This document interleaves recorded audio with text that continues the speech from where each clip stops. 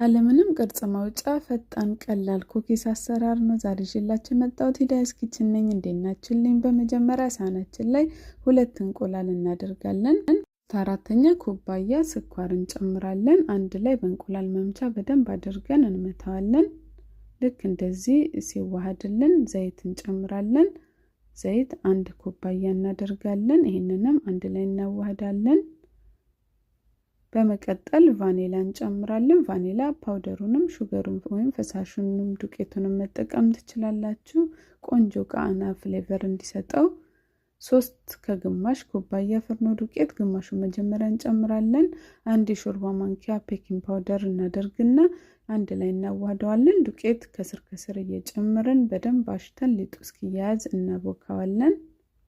ሊጡን በደንብ አሽተን ስናቦካው እየተያያዘ ይመጣል። ከዛ ሊጣችን እንደዚህ ደርሶልናል።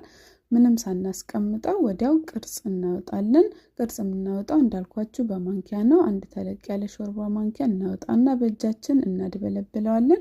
ከዛ ትንሽ ጠፍጠፍ አድርገን በማንኪያ እንደዚህ ቅርጽ እናወጣለን። ይሄ ለልጆች ትምህርት ቤት በተለይ በጣም ቆንጆ ነው፣ ደስ ብሏቸው እንዲበሉ። ለአዋቂ ደግሞ በዚህ መልኩ ቅርጽ ማውጣት እንችላለን። ከዛ ኦቨናችን ቀድመን ከመጨረሳችን በፊት ቢያንስ ለ10 ደቂቃ መሞቅ አለበት። በ180 ዲግሪ ሴልሺየስ ለ25 ደቂቃ እናበስላለን።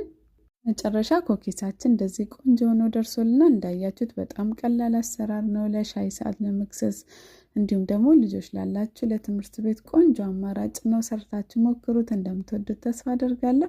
ስለምትሰጡኝ አስተያየት፣ ስለምታበረታቱኝ ከልብ ነው የማመሰግነው። ይህንን ቪዲዮ ከወደዳችሁ ላይክ፣ የምሰራቸው አዳዲስ ቪዲዮዎች እንዲደርሳችሁ ሂዳያስ ኪችንን ፎሎ ማድረግ አትርሱ።